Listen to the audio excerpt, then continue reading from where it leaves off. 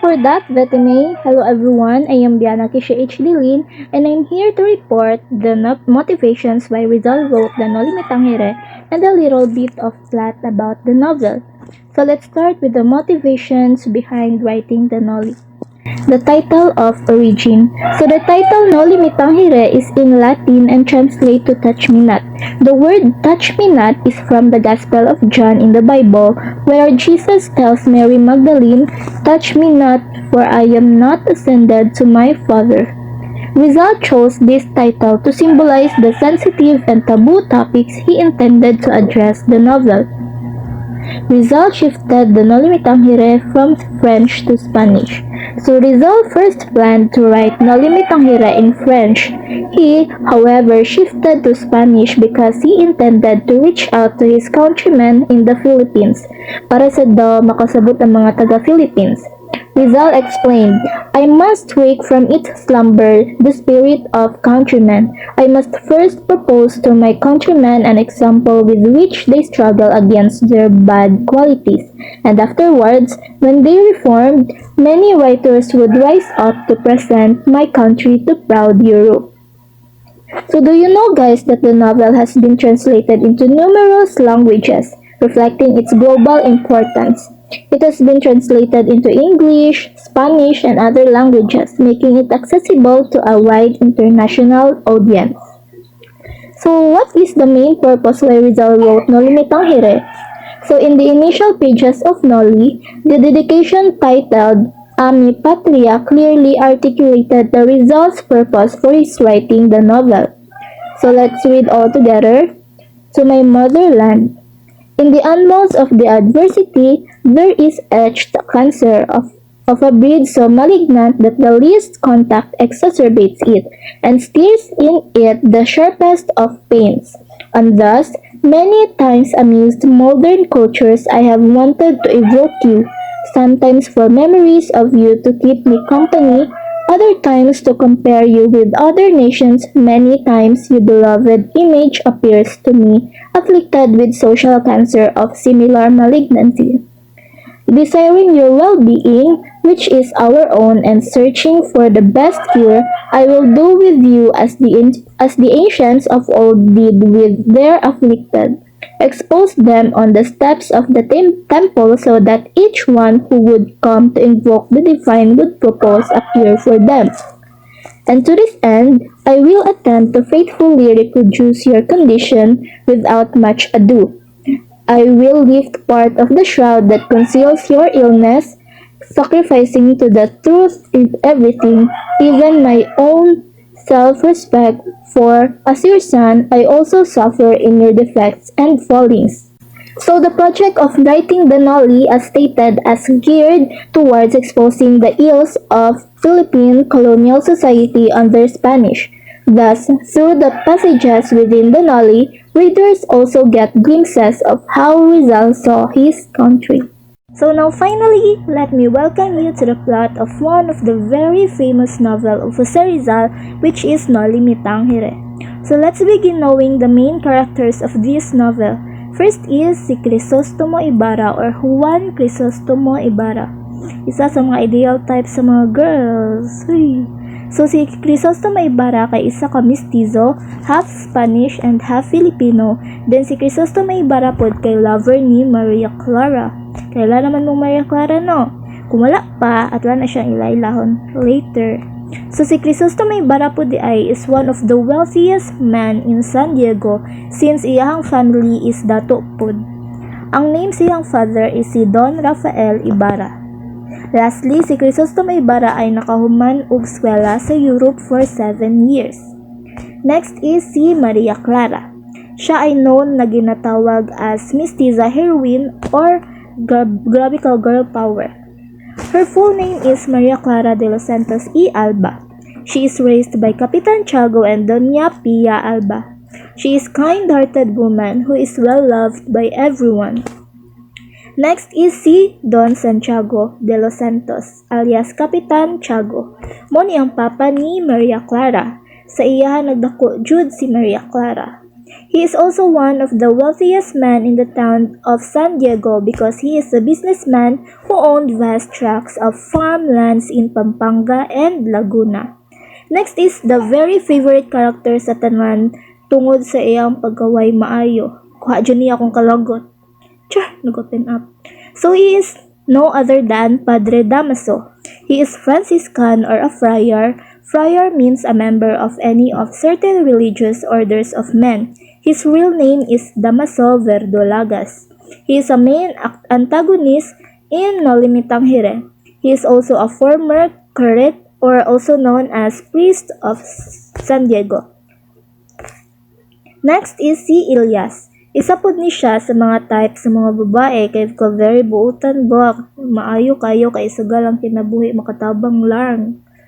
Bitaw si Elias kay a humble boatman and Ibarra's mysterious friend and ally. He is a savior of Ibarra from attempted harm. He is also died while saving Ibarra for the sake of his homeland. Let's start the story. Once upon a time in a small town in the Philippines, there lived a young man named Crisostomo Ibarra. He had recently returned to his hometown after studying in Europe for 7 years. After that, nibalik na siya of Philippines. His return was met with great excitement and Capitan Tiago, one of the wealthiest and influential men in the town, organized a grand homecoming celebration in his honor. So kumbaga nagpalityon si Kapitan Tiago sa pagbalik ni Crisostomo Ibarra.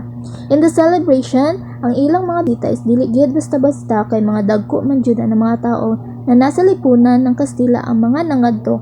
Kabilang na diri sila Padre Damaso, Padre Sibila, Teniente Guevara, and Doña Victorina.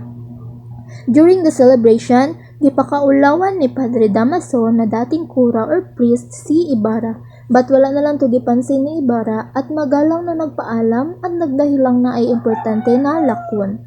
Giadto dai niya si Maria Clara, the love of Ibarra's life, a beautiful and kind-hearted woman.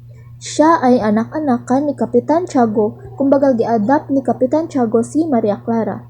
The two had been childhood sweethearts, so dugay na jud kayo ni sila even though nag-LDR sila for 7 years kay lagi nagskala si Ibarra sa Europe.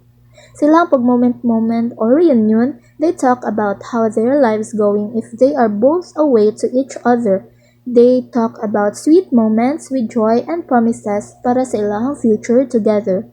Gibasag balik ni Maria Clara ang mga tula na gipadala ni Ibarra sa iyaha katong naa pa siya sa Europe. As days passed, gusto na unta siya muli sa ilaha para kamustahon ang iyang papa na si Don Rafael. But wala pa ganay kahabot og San Diego, giingon na daan ni Teniente Guevara ng Guardia Civil about sa nahitabo sa iyahang papa. Teniente Guevara said that ang papa ni Ibarra had passed away years ago. Here's why. Gi-accused si Don Rafael Ibarra ni Padre Damaso kay lagi wala na daw siya simba-simba o kumpisal-kumpisal. In his accusations, nagdagdagan pa ng isang pangyayari. Na ay nakitaan si Don Rafael habang siya ay naglalakad na ang nagasingilog buwis ay giaway niya ang batang mag-aaral and giawat ni Don Rafael ang duha o gilabanan ang bata. Nasuko ang kobrador or maniningil ng buwis kay Don Rafael as a result sila na jud ang nag-away. Silahang away, wala natuyo ni Don Rafael sa isa ka dakong bato. Wala gituyo ni Don Rafael na ang ulo sa Kastila is mabagok sa isa ka dakong bato na niresulta sa pagkamatay sa kobrador na Kastila. So napasanginlan siya na si Don Rafael ang nakapatay sa kobrador.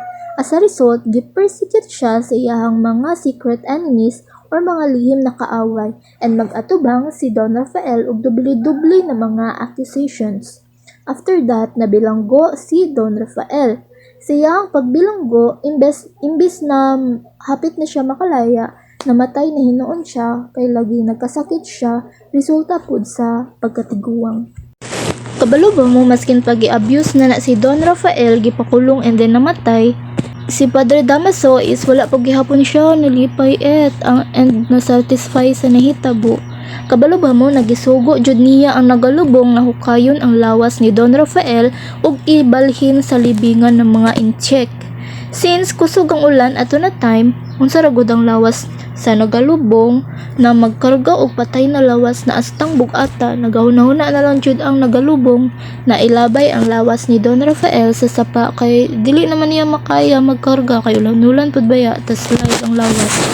However, si Ibarra pagkabalo niya kay wala niya gibalak na maghiganti sa tanang gibuhat ni Padre Damaso at sa halip ay padayon na lang daw niya ang hiling sa iyang papa na magtukod og eskwelahan sa San Diego. It's because Don Rafael Ibarra believed that education was the key to progress and he was determined to make it a reality. One day, as Ibarra was working on his plans and for the school, he found himself to grave danger. The friars, angered by his efforts to challenge their authority, plotted against him. It was Elias, a humble boatman who had warned Ibarra about the dangers he faced, who saved him from a near-fatal attack. So sa unang pagbutang pa lang di ay sa bato sa eskwelahan ay muntik na mapatay si Ibarra kung hindi siya niligtas ni Elias. Sa paglagpak ng bato habang ito'y inihuhugos ay hindi si Ibarra ang nasawi, kundi ang taong binayaran ng lihim na kaaway ng bata. So sa pananhaliang inihahandog ni Ibarra o gi-organize ni Kapitan Tiago, basta lagi handa-handa si Kapitan Tiago ang mag-sponsor. So during the fateful luncheon, both Ibarra and Padre Damaso is naa. So pag naaga na si Padre Damaso, ayaw na mo pag-expect na walay away mahitabo. So the gathering quickly turned into a heated confrontation kay makita man jud na ubikil si Padre Damaso ug naapud nay kalagot si Ibarra kay naa pa nay atraso si Damaso sa gibuhat niya sa papa ni Ibarra. Sa kasuko ni Ibarra, hindi na siya makapagpigil at tinangkang saksakin ang pare. Salamat na lang jud kay naabot si Maria Clara na maoy nagpigil kay Ibarra. Because of this incident, napagdesisyon na ng Arsobispo ng Simbahang Katoliko Romano na hawaon si Ibarra sa simbahan. Since dili naman pwede makasulod si Ibarra sa simbahan, gisamantala na ni Padre Damaso na iingon kay Kapitan Tiagos na gubaon ang promise na ipakasal sila ni Maria Clara ug Ibarra. Ang gusto ni Padre Damaso is ipakasal si Maria Clara kay Alfonso Linares na isang binatang Kastila na bag-orang puyo sa Pilipinas. Dahil sa pagsindak sa gumuhong bato noong araw ng pagdiriwang, si Maria Clara ay nagkasakit at naglubha. Dahil sa ipinadalang gamot ni Ibarra, siya namang ipinainom ni Sinang na best friend ni Maria Clara ay gumaling agad ang dalaga. With the help of Kapitan General, ay napawalang bisa ang pag-excommunicate sa mga arsobispo kay Ibarra, kaya muling ipinasya nila na tanggapin muli si Ibarra sa simbahang Katoliko. Ngunit, amid the chaos and confusion that followed, Ibarra found himself falsely accused of inciting a revolt in the town. He was arrested and thrown into prison. Kumbaga napasanginlan si Ibarra na siya ang kagagawan sa pagsulong sa mga tao sa kwartel ng sibil.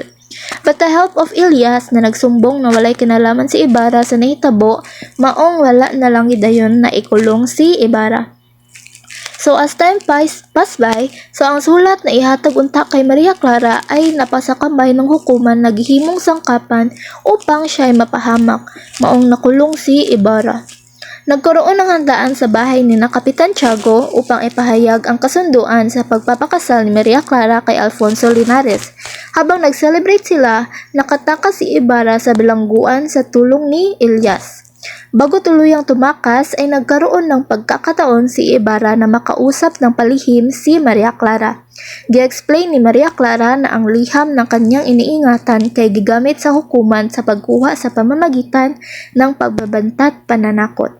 Mausad na hatag ni Maria Clara ang mga liham ni Ibarra kay naay nag-ingon siya na naay ihatag si Padre Salvi na liham gikan sa mama ni Maria Clara in exchange sa liham ni Ibarra. So sa liham sa mama ni Maria Clara, it was revealed that si Padre Damaso was the true father of Maria Clara as the result of shattering her world. Ang mama ni Maria Clara na si Doña Pia ay namatay sa pag-amnak kay Maria Clara. Wala nilagi sa publiko na naaday sila'y anak ni Padre Damaso kay Kay pare ba siya no, kay bawal na yung anak ng mga pare. Sa ilahang lihim na pag-story, giingon ni Maria Clara kay Ibarra na kaya siya nagpapakasal kay Linares ay upang ipagtanggol ang karangalan ng kanyang ina, subalit ang pag-ibig niya kay Ibarra ay di magbabago kailanman. So after that, tumakas na si Ibarra sa tulong ni Ilyas. Sumakay sila ng bangka, pinahiga si Ibarra at tinabunan ng damo at pagkatapos ay tinunton ng ilog Pasig hanggang sa makarating sa Laguna de Bay. Ngunit naabutan sila ng mga tumutugi sa kanila. Inisip ni Ilyas iligaw ang mga ito kaya naisipan niyang lumundag sa tubig kung saan inakalang si Ibarra ang tumalon, kaya hinabol at pinaputukan siya ng mga sibil hanggang mahawi ang bakas ng pagkakalangoy at magkulay dugo ang tubig. Nakarating sa kaalaman ni Maria Clara that Ibarra had been killed sa mga sibil sa iyahang pagtakas. Ang dalagay nalungkot at nawala ng pag-asa kaya't hiniling niya kay Padre Damaso na siya ipasok sa kumbento ng Santa Clara upang magmadre. Napilitang pumayag ang padre sapagkat tiyakang sinabi ng dalaga na siya'y magpakamatay kapag hindi pinagmadre. Meanwhile, Noche Buena na makarating si Ilyas sa maalamat na gubat ng mga Ibarra, sugatan at nangihina. On the other hand, Ibarra's escape was fraught with danger and he faced numerous challenges on his way back to the town, and along the way, he encountered Ilyas one last time. Ilyas, on the brink of death, had one final mission, that is to pass on a message to a young orphaned boy named Basilio. Doon niya nakatagpo si Basilio at ang ina nitong wala ng buhay. Bago siya namatay ay isinabi niya kay Basilio to find the treasure that Ibarra had buried in the cemetery and to use it to get an education.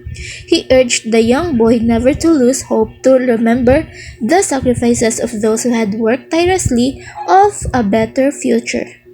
So guys, this is just a summary or plot of 63 overall pages of the novel Noli Me Tangere. On the next reporters, you guys know about what are the reasons behind all the situations faced by characters. Thank you so much. I hope you learned something from our presentation.